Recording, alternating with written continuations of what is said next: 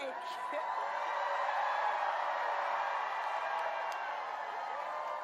Thank you. All right, okay, thank you, and we need to get to work. All right, thank you all. It is so good to be back in Michigan. It is so good to be back. I want to thank everyone for taking the time out of your busy lives to take the time to be here this evening. I thank you all so very much.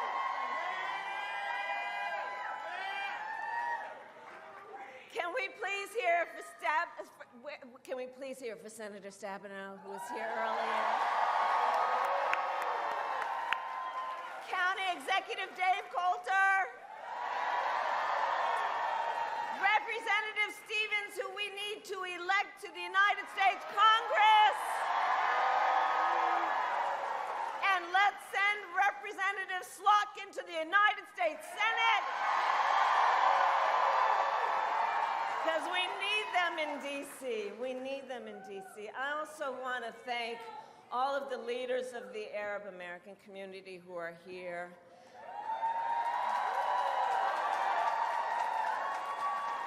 As everyone knows, this community has deep and proud roots in the Detroit metro area, and I am proud to have the support of Arab American leaders like Wayne County Deputy. We need a medic. Okay, we need a medic. Let's figure out a way to part a little bit so that we can bring a medic in over here, please. Okay.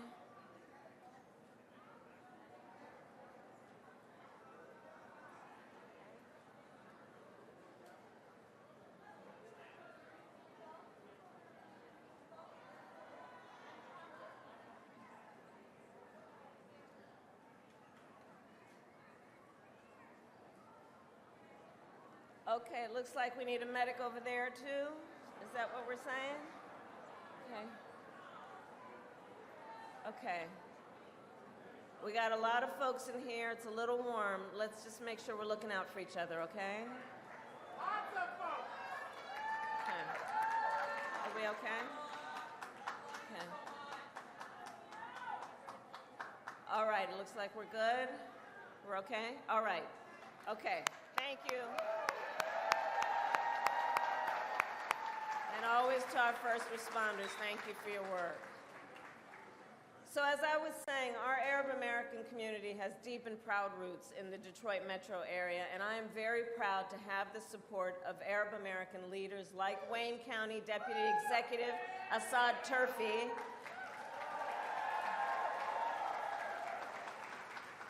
and listen, I know this year has been very difficult, given the scale of death and destruction in Gaza, and given the civilian casualties and displacement in Lebanon. It is devastating, and now Sinwar's death can and must be a turning point. Everyone must seize this opportunity to finally end the war in Gaza, bring the hostages home, and end the suffering once and for all. And I continue to believe diplomacy is the answer to bringing lasting stability across the Israel-Lebanon border. And as Vice President, and with your help as President, I will do everything in my power to achieve these goals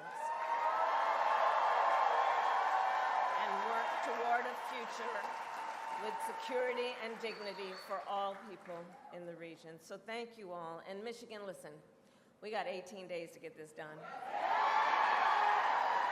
18 short days. And you all wouldn't be here spending your precious time here with all the other obligations you've got if you did not know this is probably one of the most consequential elections of our lifetime. And it's going to be a tight race until the very end. And we are the underdog and running as the underdog, but make no mistake, we will win. We will win. We will win. Yes, we will. We will win.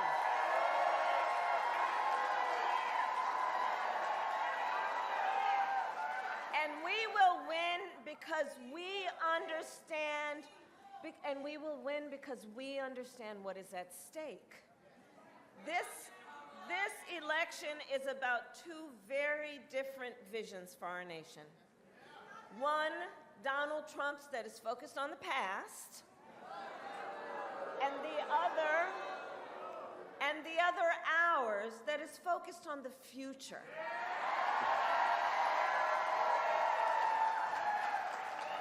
We are focused on a future where we bring down the cost of living, invest in small businesses and entrepreneurs, protect reproductive freedom.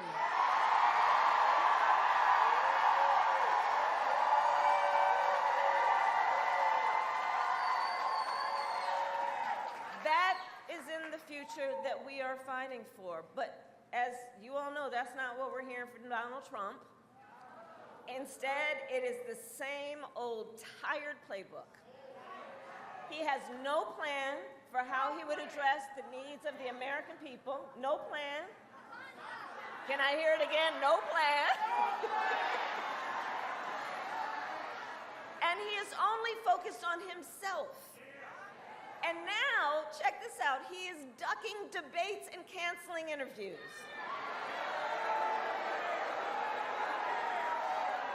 You saw his own campaign team is saying it's because of exhaustion. All right. Well, here's the thing. If you are exhausted from the campaign trail, it raises real questions about you are fit for the toughest job in the world.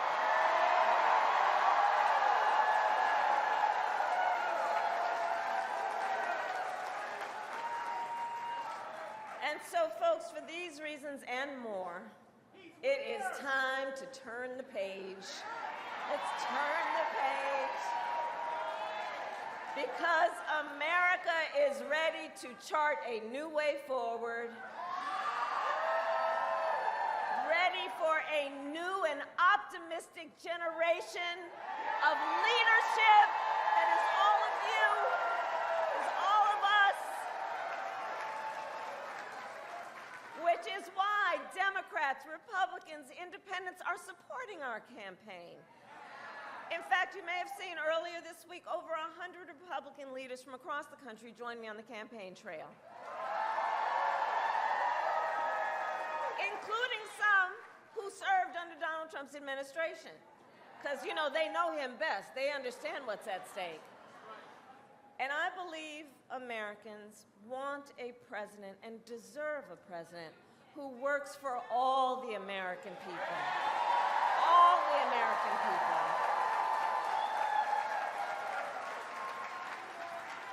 And that has been, as you all know, the story of my entire career. I've only in my career had one client, the people.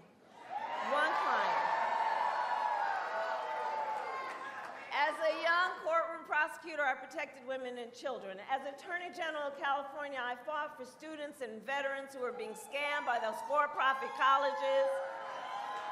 As Vice President, I have stood up for workers and seniors, and as president, I will fight for all the American people, always. Always.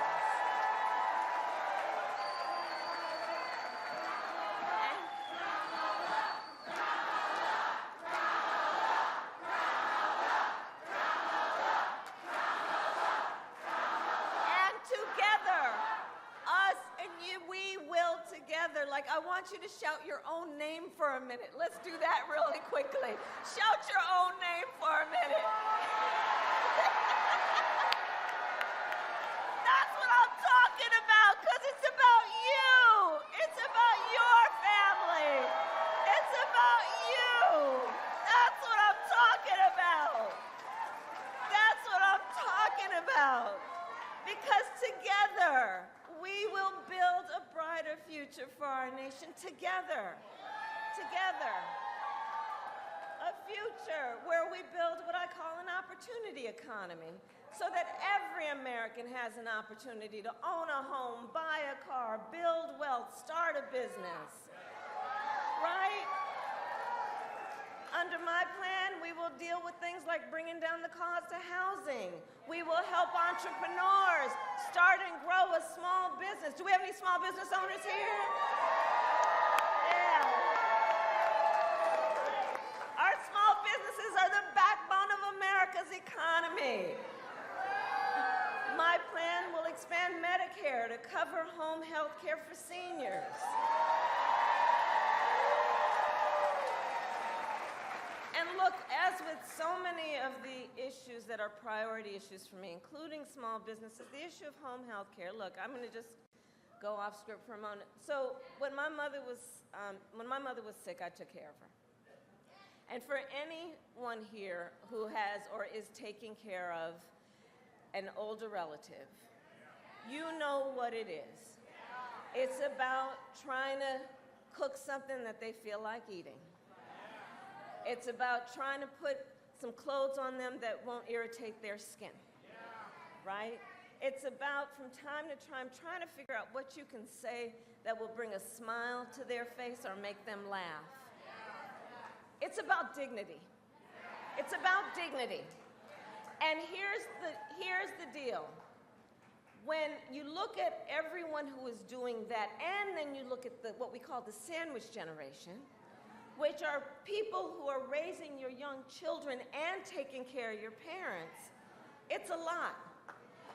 And either you have enough money to afford to have somebody come in and help you, which most people don't, or you might have to give up your job, which means you're cutting off a source of income for your household, or you have to spend down your savings to qualify for Medicaid. That's just not right. So my plan is to say that we are going to fix it so that Medicare covers the cost of home health care work for seniors. Because it's about dignity. It's about dignity. So more seniors can live at home with dignity.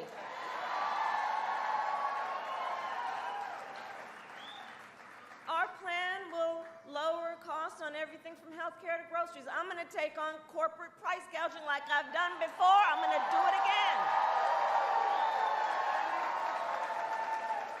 My plan will also give middle-class tax cuts to 100 million Americans, including $6,000 during the first year of a child's life, because here is where I'm coming from. The vast majority of our young parents have a natural desire to parent their children well, but not always the resources. And so, looking at expanding the child tax credit, again, it's about dignity. It's about recognizing that folks just need a little help to buy a car seat or a crib or the essential needs for your child during such a critical stage of their development. And by the way, we all benefit from that. Everybody benefits from that.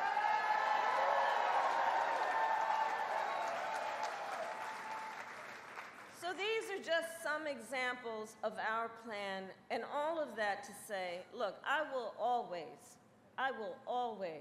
stand and fight for the middle class and working families of America. I come from the middle class, and I will never forget where I come from.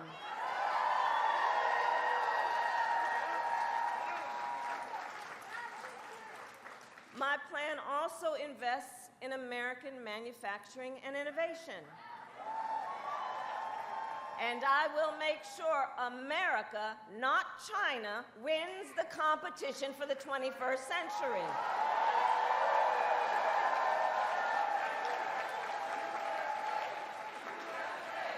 Exactly right. Exactly right. And Michigan knows better than most what that means about investing in American industry. Under my plan, we will invest in the industries that built America, like steel, iron, and the great American auto industry.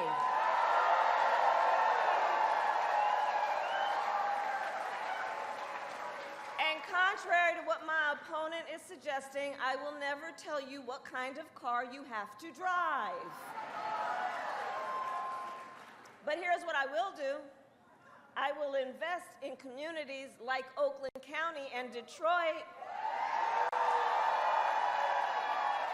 We will retool existing factories and hire locally and work with unions to create good-paying jobs.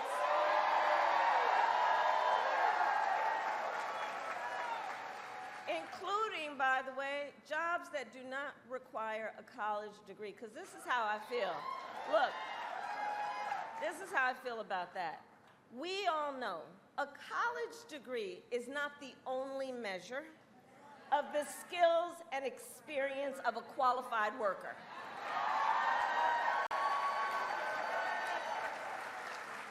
So part of my plan is to do an assessment of all the federal jobs, which will be under our jurisdiction, to figure out which of them should be rethought of in terms of whether or not it actually requires a college degree. And the next step on that is going to be to challenge the private sector to do the same.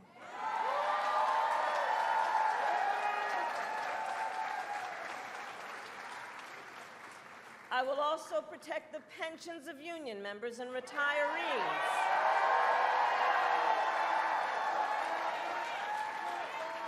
Including yesterday when I announced the protection of the full earned pension benefits of more than 22,500 retirees under the Detroit Carpenters Pension Fund.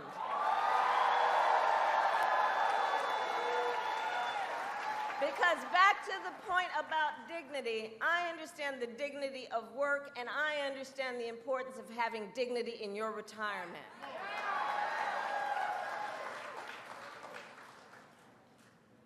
Now, Donald Trump has a different approach. I don't need to tell you, he's full of big promises, but always fails to deliver. Always fails to deliver. So, remember, he said he was the only one, you know how he talks, the only one who could bring back America's manufacturing jobs. Remember when he said that? And then America lost almost 200,000 manufacturing jobs when he was president, including tens of thousands of jobs right here in Michigan. And those losses started before the pandemic, okay? Making Donald Trump one of the biggest losers of manufacturing jobs in American history.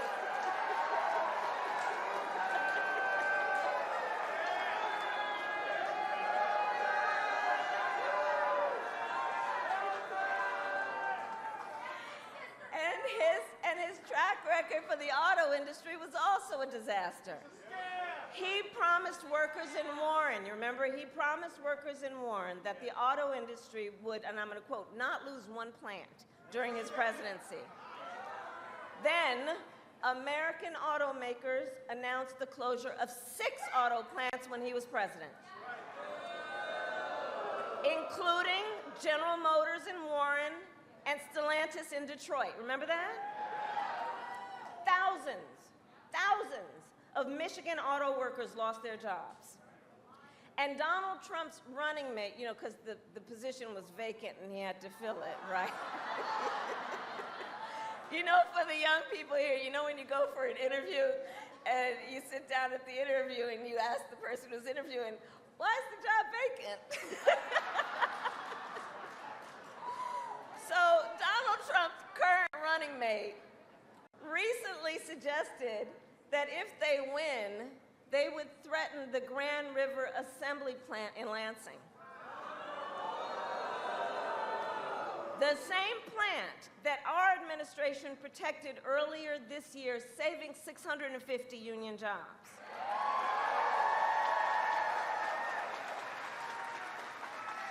And remember, Donald Trump encouraged automakers to move their plants out of Michigan so they could pay their workers less. And when the UAW went on strike, to demand the higher wages that you deserved, Donald Trump went to a non-union shop. Remember? And he attacked the UAW. And he said striking and collective bargaining don't, and I'm going to quote, don't make a damn bit of difference. That's what he said about striking and collective bargaining. Well, Michigan, you know better, we know better. Strong unions mean higher wages, better health care, and greater dignity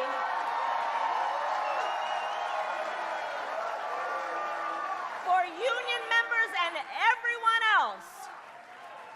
Because you don't have to be a member of a union to thank unions for your 5-day work week and your vacation time and your sick leave. Thank a union.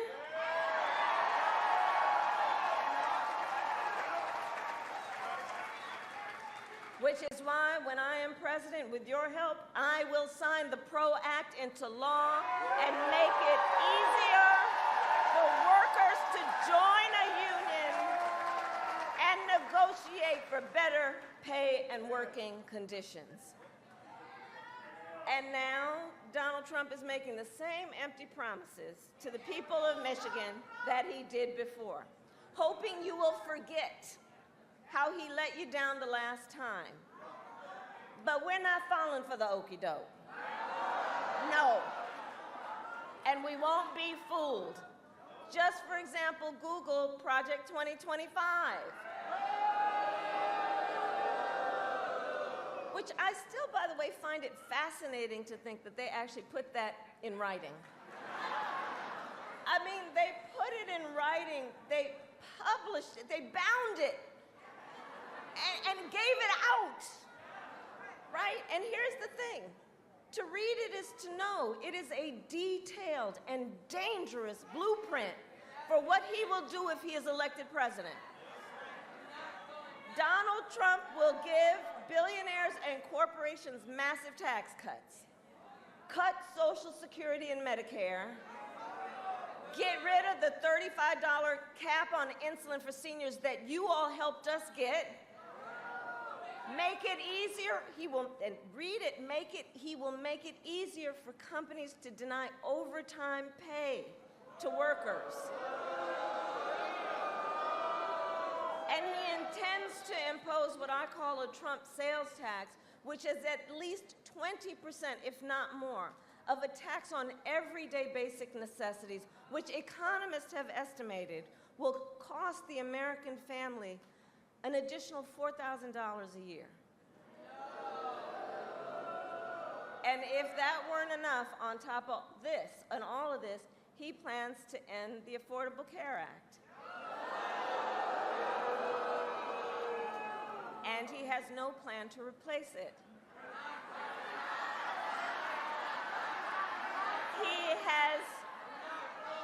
Because he has, quote, concepts of a plan.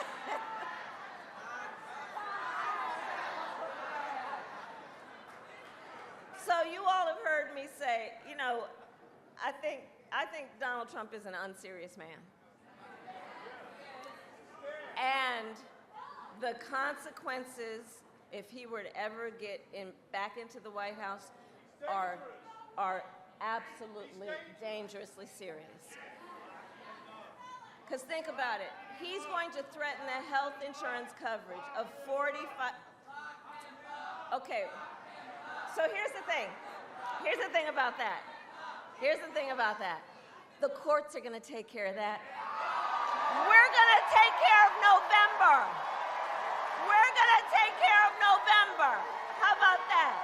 Right? We'll take care of November.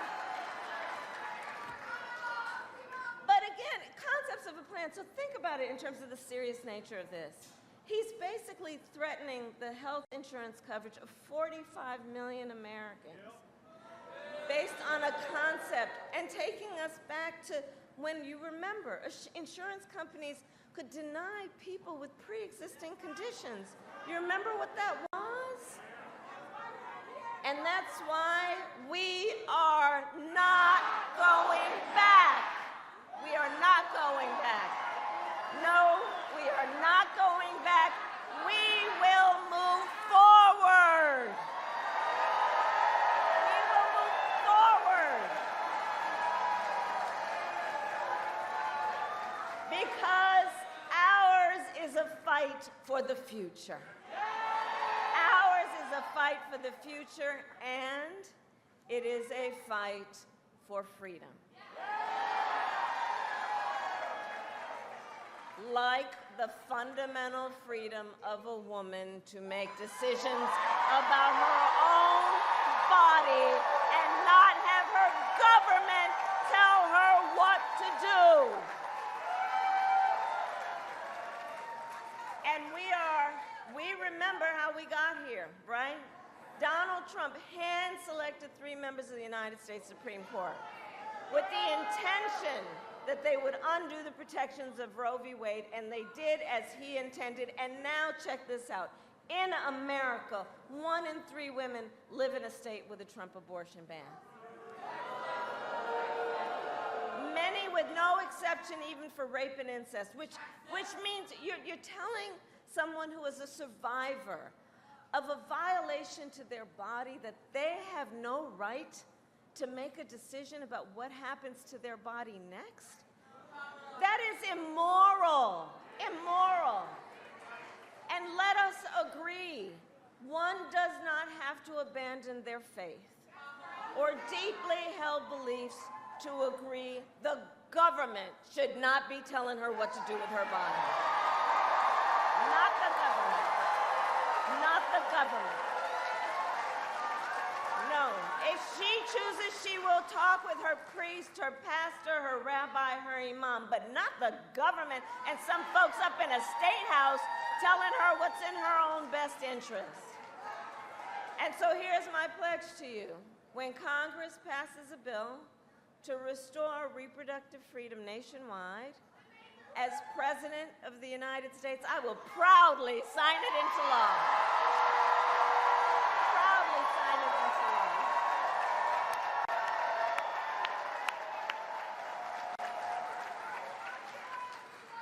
And across our nation, listen, I'm traveling the country, and I'll tell you, across our nation, we are witnessing a full-on assault on hard-won freedoms and rights, including the freedom to vote. Let me tell you, in places like Georgia, where I'm spending some time, you know they passed a law that makes it illegal to give people food and water for standing in line to vote?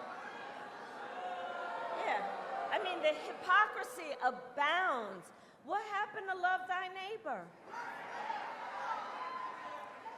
Attacks on the freedom to join a union. Attacks on the freedom to be safe from gun violence. Mia talked about that. Attacks on the freedom to love who you love openly and with pride.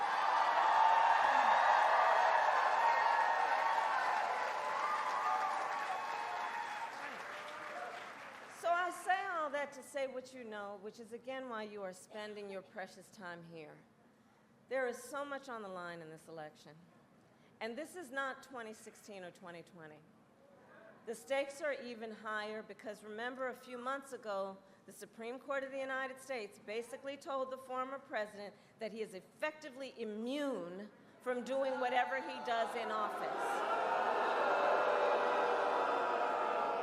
And just imagine Donald Trump with no guardrails. Just imagine. He who has vowed, if re-elected, to be a dictator on day one.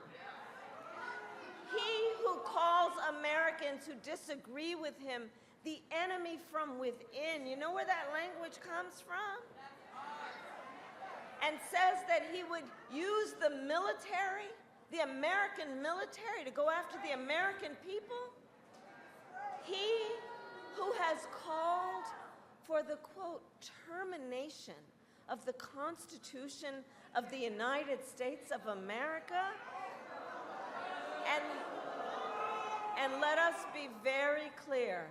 Someone who suggests we should terminate the Constitution of the United States of America should never again stand behind the seal of the President of the United States of America. Never again. Never again. Never again.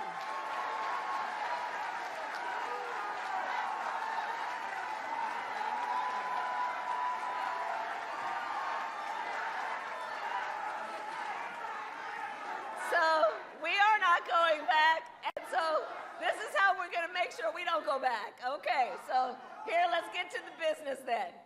So Michigan, it all comes down to this. We are here together because we know what is at stake. We are here together, most importantly, also because we love our country. We love our country.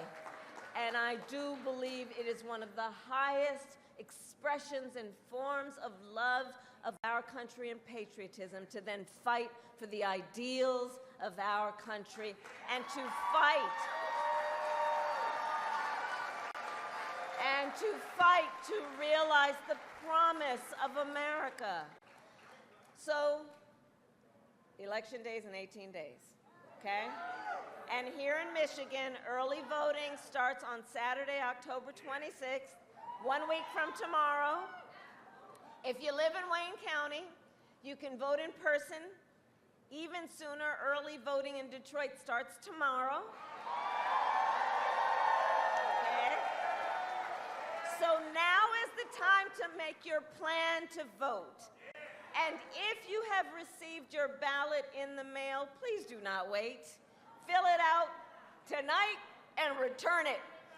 Because, folks, the election is here. And we need to, as you know best how to do, we need to energize, we need to organize, we need to mobilize, knowing our vote is our voice. And your voice is your power. So Michigan, today I ask you, are you ready to make your voices heard? Do we believe in freedom? Do we believe in opportunity? Do we believe in the promise of America? And are we ready to fight for it? And when we fight, we win. God bless you. God bless America.